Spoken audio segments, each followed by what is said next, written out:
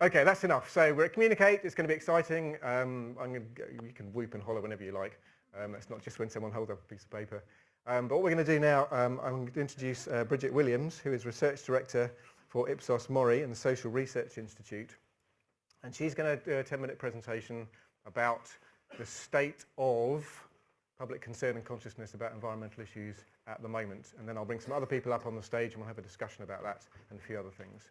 But initially, Bridget Williams. Thank you very much.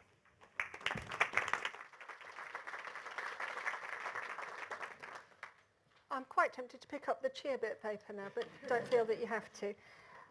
Thank you very much. As Simon said, my name is Bridget Williams. I'm a research director, there we go, in the Ipsos Mori Public Communications Unit, but I have an attachment to the Energy and Environment team, which is why they asked me to speak today.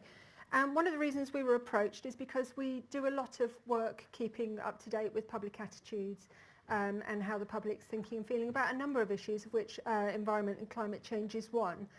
We do publish an enormous amount of information on our website, and you'll have these charts, there are links on all of them, but do feel free to have a good route around on our website because there's an enormous amount of background information on there and available.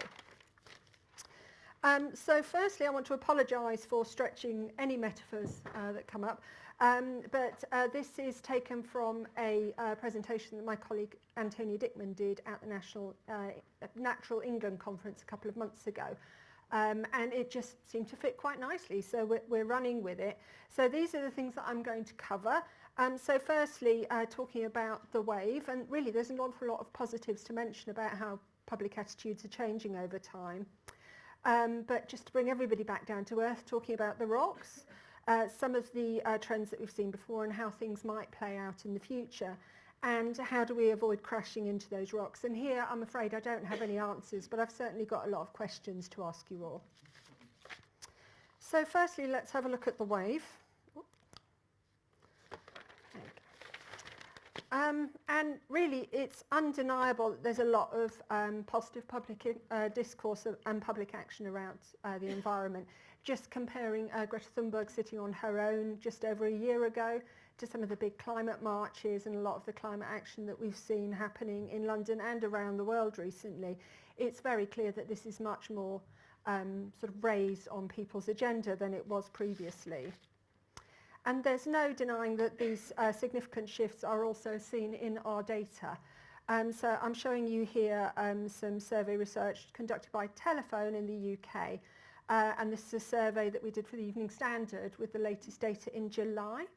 So that showed that 85% of Britons said that they were concerned about climate change. And within that, we had just over half, 52%, saying they were very concerned. Now, that's actually a 34 percentage point increase from 5 years ago.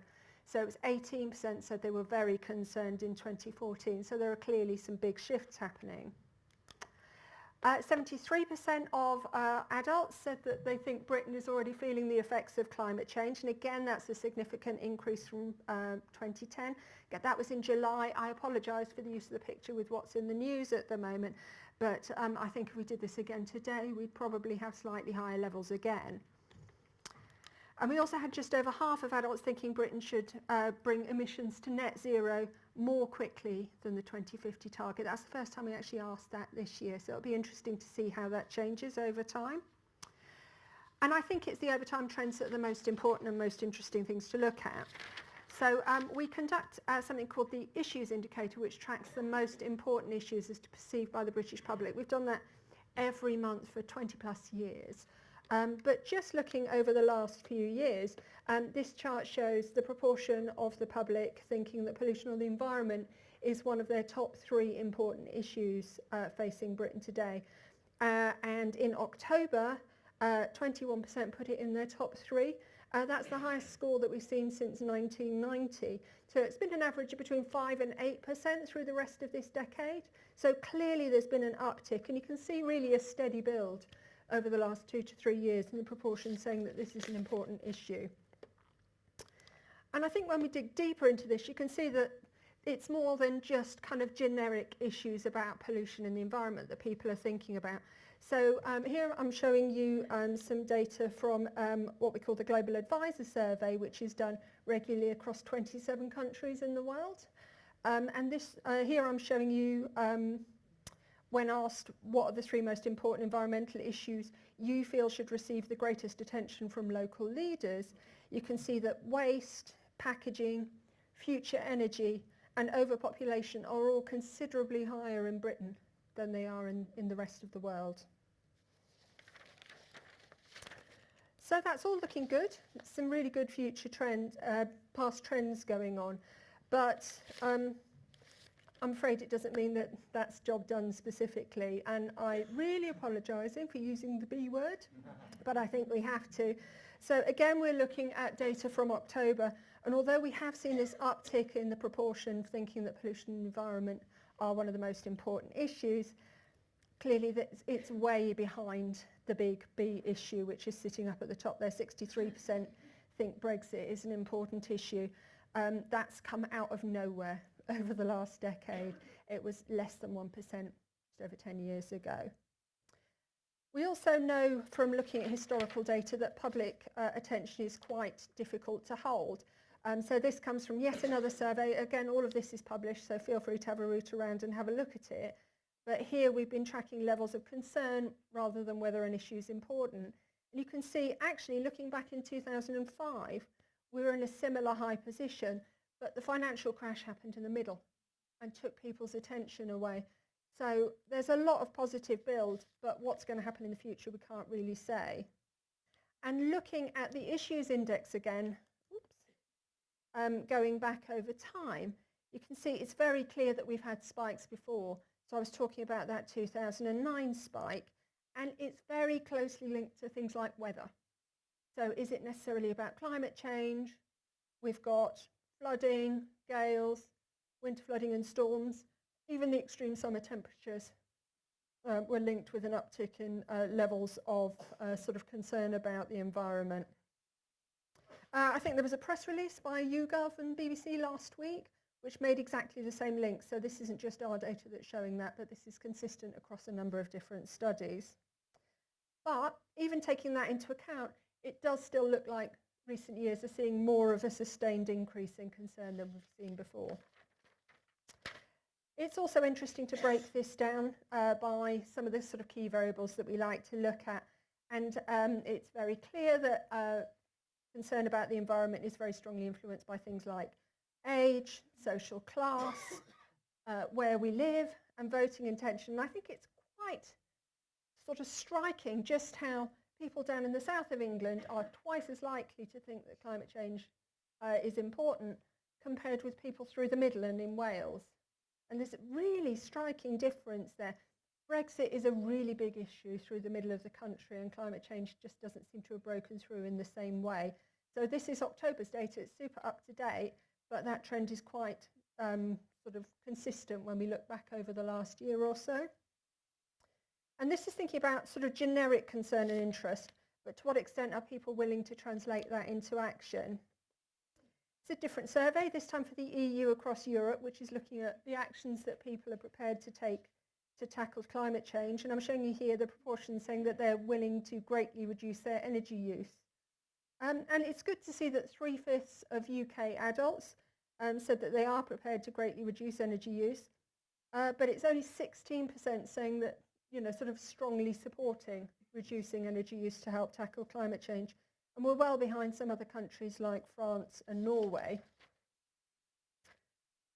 And then when we start looking at hitting people in the pocket, then clearly numbers come down again. So it's only 1/5 of UK adults support increasing electricity prices to reduce energy consumption, for example. So hitting people in the pocket and even giving them incentives to reduce energy use or to sort of tackle climate change in general is a bit of a tough ask. So I've just been doing some work for Ofgem looking at trying to manage peak level demand. And it's really hard even just to get people to agree to put their washing on at a slightly different time and load shift to help reduce peak level demand, or getting them to clear out their loft so that somebody can come and put in loft insulation. So it's quite different between getting people to express concern and getting people to actually get out there and do something. and continuing to look at behaviours that people have said that they would change to help tackle sort of environment issues. Again, it's quite low numbers, around 1 in 8 saying that they're willing to pay more on consumer goods to reduce packaging or improve recycling facilities. So I think results are quite mixed. Concern is rising, and I think the sort of main question is how we can translate this concern into tangible changes and what we want those to be. So I said I would finish off with some questions to you. So the first ones really are how we avoid the crash. So how do we maintain high levels of concern about climate change? And as we said, we've seen these before. So how can we maintain this really good momentum that we have at the moment?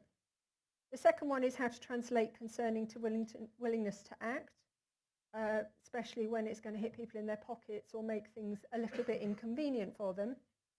And the third one, which I think is really quite interesting, is how can the public voice best influence policy and business decision making? And there's another survey that we've recently done amongst the public which does show that while 8 in 10 feel that urgent action is required to tackle climate change, only a half think the government is doing enough about it. So it's just interesting that there's really a bit of a disconnect between what the public think should be happening and what they feel the government is doing about it. So this led me to think about a number of questions, and again, I have no answers, I'm afraid, but just some questions about really where the priorities could and should be. And I do understand that these aren't sort of binary options, and probably the best place is somewhere in between the two. But should we be looking at a focus on local action? And if we do have really good local programs, and we have seen and evaluated a number of really good local programs, how effectively can they be scaled into something bigger which makes a bigger aggregate difference? Or should the focus be national? Should the focus be on personal individual behaviour change, or should it be policy? Should it be bottom up? And I know that there's a lot of talk about getting people to lobby policymakers to get them to take more action, or should it be top down? And really thinking about things like Extinction Rebellion, where they're looking for big policy wins, urgent action, even if it's unpopular. Or should it be small wins in terms of consumer behaviour, starting with Bags for Life and people making small actions, and all of that adding up to a bigger result? Or a bit of both.